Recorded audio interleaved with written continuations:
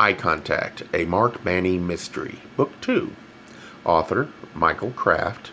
Publisher, Open Road Integrated Media, New York. Narrator, Eric Ost. 2 minutes later, the door of the private elevator slides shut, leaving Manning and Smith alone together as they begin their descent through the journal building. "Well," says Smith, speaking under his breath. Manning tells him, "Wait." The glass eye of a camera watches them, but he doesn't know whether anyone is listening. The elevator delivers its 2 passengers to one of the ground floor lobbies. They walk a few steps down the busy arcade, stopping to talk in front of the window of a tobacco shop. "Well," repeats Smith, "what do you think?" "I think you let me off too easy concerning my Zarnick piece. That story was riddled with shortcomings." "But," Smith reminds them, Nathan's main interest in the story was to repay a favor to his Pentagon pals. They were satisfied, so he was satisfied. Manning considers. "That's true," he admits. "And the important thing is Kane wants to keep me on the story. If he had ulterior motives, however far-fetched, he wouldn't order me to dig deeper. He'd transfer me out to the suburbs writing obits." "There now," says Smith, putting an arm over the reporter's shoulder. "We've snatched victory from the jaws of disaster. You've got a few more days to get the poop on Zarnick and determine whether Kane is being set up for something." Manning grins. "Does that mean you're taking me off the Nolan story so I can focus on Zarnick?" "You want me to?" "No, Gordon." Manning laughs. "These 2 mysteries were made for each other. As I've already told you, I think the answer to one is the answer to both." Exchanging a nod, they're about to step away from the tobacco shop and return to the newsroom when Manning halts, frowning. "Hold on," he says. "Something's bugging me. What about all that computer business?" As he asks the question, he notices someone inside the shop, a tall man, vaguely familiar, who may have been watching them, or was he merely skimming the magazine covers displayed inside below the window? "What about the computers?" asked Smith. "When we met with Kane 4 days ago, he claimed total ignorance of computers. Today, he was talking like a techie. I didn't know he could even type." The man in the store is now at the tobacco counter, his back to the window. The clerk hands him a foiled pack of imported cigarettes. He glances about the room. Smith says, "Wasn't Lucy supposed to be giving Nathan lessons?" "Remedial training, I think he called it." "She's damn good if she can bring him up to speed that fast." The man in the store has lit one of the cigarettes, which he puffs from a 6-inch holder. Even from behind, Manny can tell from the man's posture, from the way he holds the cigarette, that his mannerisms are decidedly effeminate, and his face, what Manny can see of it, is familiar. "She may well be a computer whiz," says Smith, "but she's one weird woman. Lucille Herring gives me the chills. Your first hunch may have been right, Marco.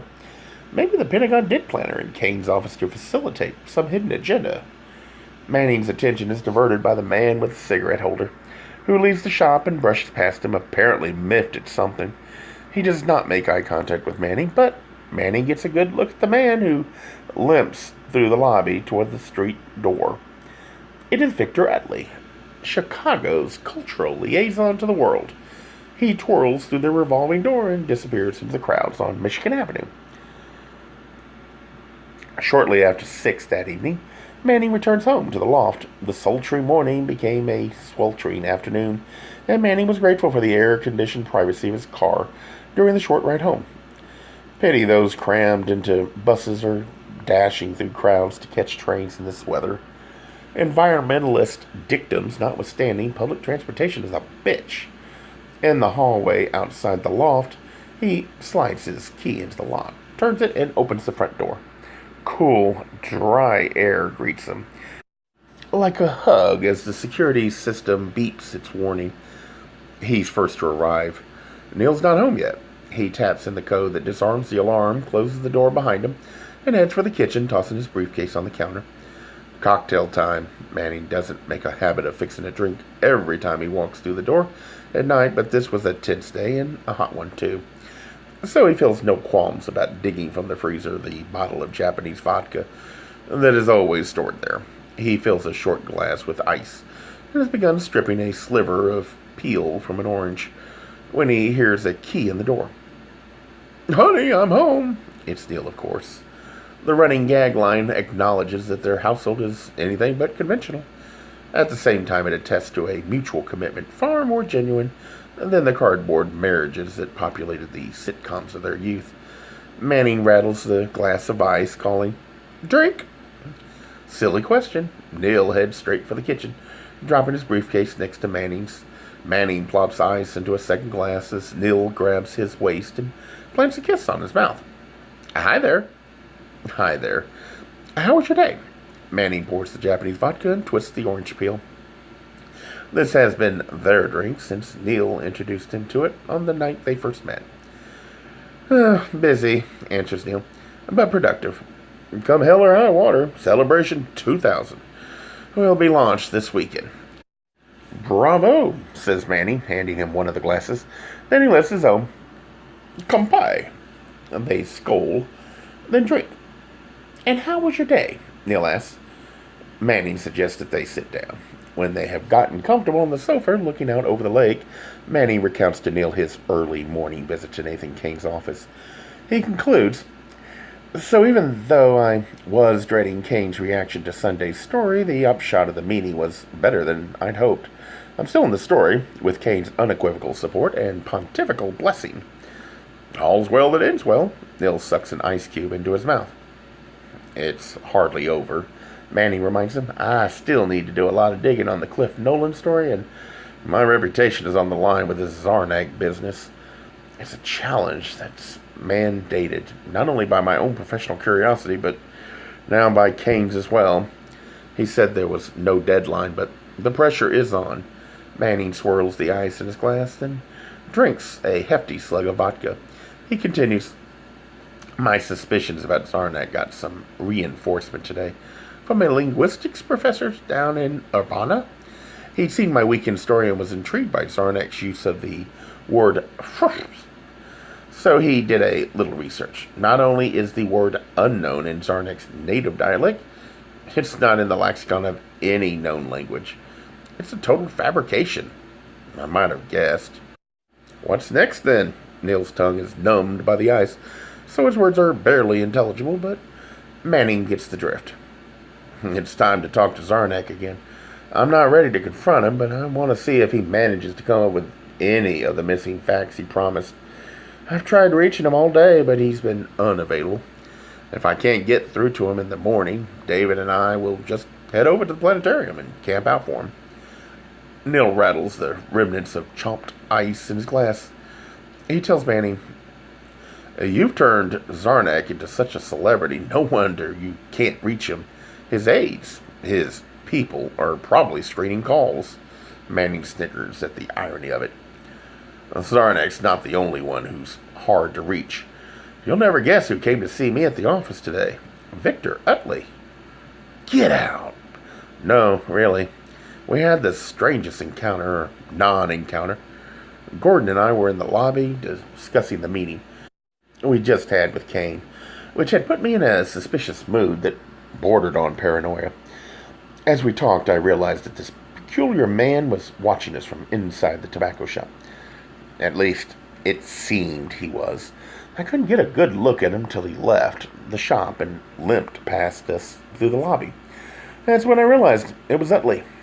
When I returned to the newsroom, there was a message that he'd come to see me." Manning laughs. "So I guess he wasn't there on a spy mission. But I don't have a clue as to what he did want. I phoned several times. He was out." Neil has listened with interest. "It's not surprising. Victor's never in his office. He's out pestering other people, like me. But I am surprised that he came to see you. Could it have something to do with that ad he ran in today's journal?" "I doubt it." Manning finishes the last of his own drink. "I have nothing to do with advertising at the paper. He surely knows that. And besides, the ad ran in the Post as well." Neil takes Manning's glass. His expression asks, "Another?" Manning nods. "Sure." Rising with both glasses and crossing to the kitchen, Neil tells him, "I wouldn't lose sleep over it. Victor's something of a flake, and that's putting it charitably. Even when you do reach him, I bet He won't remember what he wanted. He's up to his ears working out logistics for the opening ceremony, the laser show, and all. That reminds me, says Manning, rising and following Neil. I saw the damnedest thing from Kane's office this morning. There were workers outside the building hoisting one of the projectors up to the tower's mast platform. Have you ever seen one of those things? Nope. Neil twists orange peel over the vodka. He is just bored. It looked downright diabolical, says Manning. Still confounded by the machine's appearance, he tries to be more precise. It looks like some exotic piece of military hardware. It was even painted olive drab. Handing Manning his drink, Neil shrugs. It is, after all, some sort of laser gun. What's it supposed to look like? Manning sips from his glass, thinking. Then he tells Neil, That's a good question. What's it supposed to look like? He seems suddenly calmly enlightened. You've lost me, says Neil. Manning continues. You're involved with all this. Is there any way you could arrange for me to get a look at a laser projector on one of the other towers? What for? Neil drinks. Just curiosity. Manning also drinks. He sits on a stool at the kitchen center island. You know, nosy me. Neil is still confused. From the opposite side of the island, he asks, what do the projectors have to do with Zarnick? Nothing whatever. Let's just say that the Zarnick affair has piqued my interest in scientific reporting. Once the public sees the laser show, there's bound to be widespread interest in the technology behind it. It'll make a good story, and I'd like to get a jump on it. Neil rarely has the opportunity to assist Manning on a story, and he's glad to have the chance. I'm in no position to arrange it directly, but I know someone who could pull a few strings. Victor Utley. Oh, with heightened interest. Manning leans forward with his arms on the countertop. Neil places his palms on the counter to lean closer to Manning, explaining, Victor's got access granted. He's just an overpaid bureaucrat in some dreamed-up job, but he can open doors. If he wants to, says Manning. Exactly. So find out why he wanted to see you today. Help him out with it if you can, and then ask him to return the favor. He might play along. I like the way you think, says Manning, stretching to lean further over the counter, till he's nose to nose with Neil. With an exaggerated pucker, Manning gives him a kiss, then relaxes again on the stool. I've already left a stack of message slips for Utley, so it's his turn to respond. Speaking of messages, says Neil, glancing at an answering machine that sits on the counter near the kitchen phone. It looks like we've had a pile of calls. A little red light blinks drowsily. Manning sighs. We need a secretary. He pulls a notepad from the briefcase he dropped there when he got home. Neil corrects him. We need a vacation. Good idea. Let's talk about that next week. He unscrews the cap of his pen and begins jotting some notes. Plans for the investigation he will pursue during the next few days. While Manning concentrates on the details of his schedule, Neil tidies up the minor mess of their drink fixing and taps the button to play their phone messages. There are 6 or 7. Several are from people who serve on Neil's festival committees. He nods while listening to the litany of ongoing projects and crises, reminding himself that a week from now it will all be over. He will indeed get his life back. There are a couple of calls from friends thanking Manning and Neil for Saturday's party, suggesting future social engagements. To repay the evening, there's a message for Mr. Manning from someone at Visa who wants him to return the call to Michelle at the 800 number. She has an exciting offer regarding a buying club that he'll surely want to join. Mr. Manning snorts with contempt. These people just won't give up. And there's a message from Roxanne in Doral County. It's a long one, and Manning's attention drifts back to his notes. He'll deal with her vacation and romance gossip later. Neil listens while polishing the stainless steel sink with a dish towel. And then he stops and turns to Manning with his mouth agape. At that point, Manning realizes that Roxanne's tone has shifted from chatty to urgent, and she's not finished. Her message has been left in installments. He tells Neil, better play that over. Neil presses the repeat button. The machine beeps. They hear Roxanne's voice. Hi, guys. It's me, Roxanne. We made it up to Bailey's. harbor safe and sound. The resort is a hoot. Sort of a throwback to the 50s, but it's really quite lovely, and the weather's much cooler up here. Sweaters at night. I tried calling you at work, Mark, but you were out, and I didn't want to leave this message on your voicemail there. It's afternoon now, and I assume you won't hear this till tonight at home. Obviously, that's where I'm calling. Something strange happened this morning that you need to know about. Mark, Carl and I got up early today. We haven't quite programmed ourselves to relax yet. Took a long walk, then went to breakfast. The dining room is in this separate building, sort of lodge-like, and breakfast is a big deal. The eggs Benedict, by the way, are fabulous. The machine cuts her off. A moment later, there's another beep. Me again, part 2. Anyway, when we returned to our cabin at about 9, the message light on the phone was flashing, so Carl called the desk. He picked up a pencil and was ready to take notes, but he just nodded while he listened, thanked the desk clerk, and hung up. It was clearly business, and I frankly didn't care who it was, so I didn't ask. But here's where it starts to get weird. Carl went out to the car to return the call. I mean, Carl Crichton and I work together. I'm a partner in his firm. I'm privy to all of our clients' business. When he came back inside, he said, "No point in squandering money on a hotel long distance," as if cellular rates are a bargain. At that point, of course, I was plenty curious as to what the call was about, but my instincts told me not to ask. I'd wait. Later, we went out for a nice lunch, and near the end, there was an awkward lull. He took my hand across the table and, apologizing profusely, told me that he had to drive back into the city tomorrow, Tuesday, for an important conference returning to Door County on Wednesday. He offered no explanation while sweetly insisting that I remain up here to enjoy myself. The machine cuts her off again. Manning and Neil exchange a quizzical shrug that asks, "So what?" Big deal. A moment later, there's another beat. Part 3. I've got to wrap this up.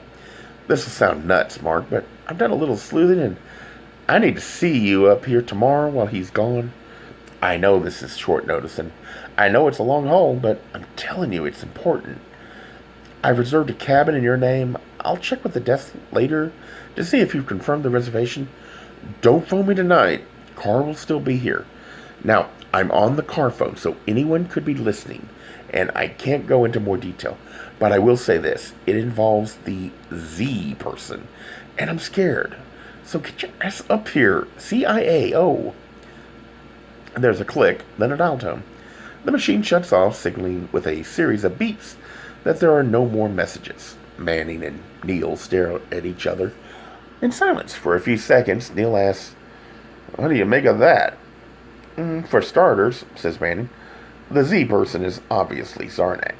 "Obviously. As for the rest, it all sounds pretty goofy." "Sure does," says Neil, but she was clearly upset, and Roxanne is as level-headed as they come. Now that she's sober," Manning adds.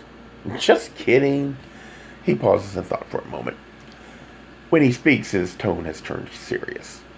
"There's something I haven't told you about the files I found in Cliff Nolan's desk yesterday." Neil draws his brows together. "What?" "You told me he was keeping embarrassing dossiers on people. Cliff was a cad, so?"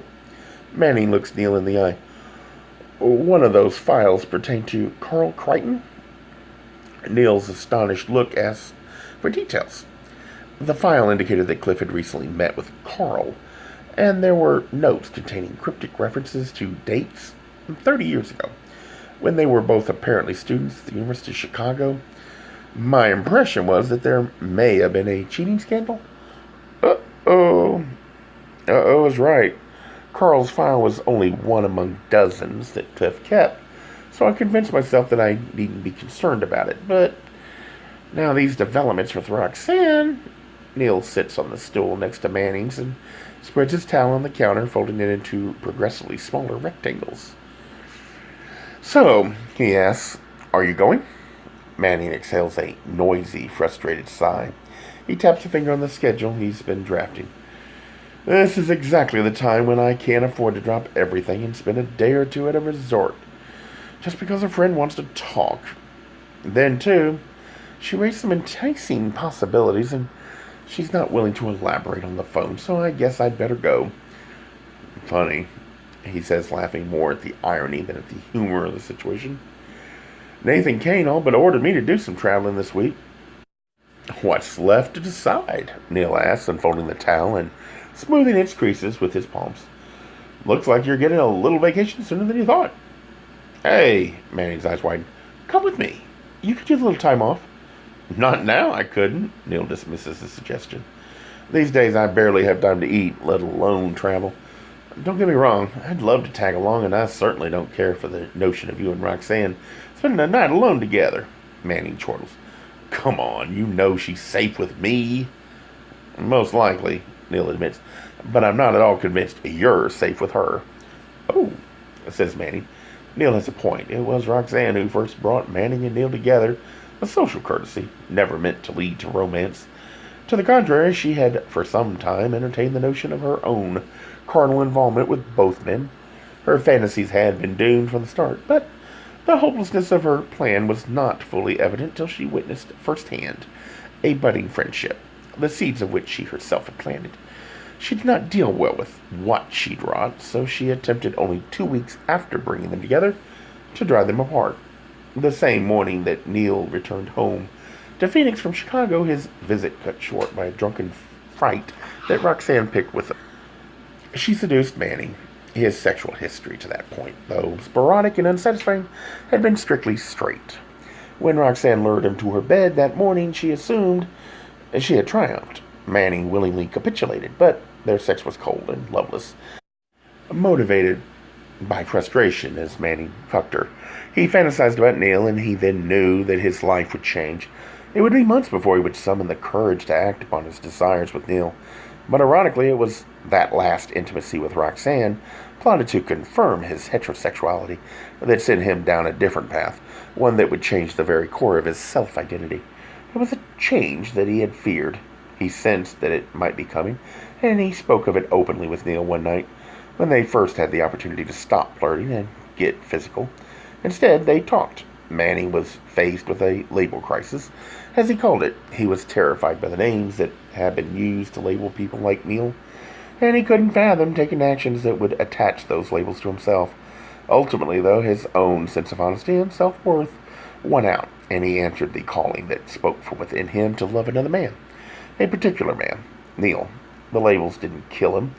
In fact, he has been enriched beyond measure by the new identity he feared. Now, this evening, he wonders how Neil can possibly worry that Roxanne might come between them.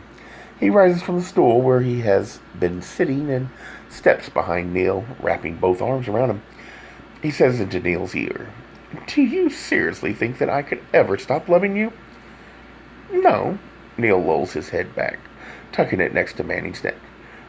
"But I've known Rox a lot longer than you have. She likes to get what she wants, and she always wanted you." "We can't always have what we want," Manning reminds him. Neil swivels the stool to face Manning, laughing. "She's a strong-willed woman," he says. Then he asks, "Look, it's not that I think you would ever succumb to her charms, and I doubt if she'd even try it, but I know she'd be thinking it. So why create a situation that invites that kind of friction?" "Because," says Manning, "it's important that I go up there. I've asked you along. You're welcome to chaperone. But you're busy. What am I supposed to do?" Neil stands. "Take David." "That's not a good idea," Manning responds flatly without thinking twice. "Why not?" "He's your assistant. Kane's told you to follow every lead. Take him along. He'd enjoy it." "I'm sure," says Manning, more to himself than incredulous. He asks Neil, "You mean to tell me that you're reluctant to have me spend a night in Door County with Roxanne, but you're willing to send me up there with David?" Neil answers nonchalantly, "Rox will keep an eye on you. If anything happens, I'll hear about it." He laughs. "Seriously, though, we both find David attractive. Who wouldn't? But we know he's off limits. It's not as if you're interested in him. Are you?" "Of course not." Manning tries to answer honestly. "In the abstract, I suppose. Then what's the problem?" Manning turns and ambles toward the central space of loft, straining to mask the weariness of his reply. "Well, I suppose," he says, "it's not that I don't want you. It's that I don't want to There's no problem. No, I guess not. Gay Mysteries audiobooks. I think it is easy to hate a label, but a face humanizes the word. So this effort is twofold: to offer comfort to those like myself that your world didn't end because you don't fit into the view of acceptable society on both sides, and in hopes of helping those with family that are LGBTQ, that it doesn't mean we are aliens from the child they once knew.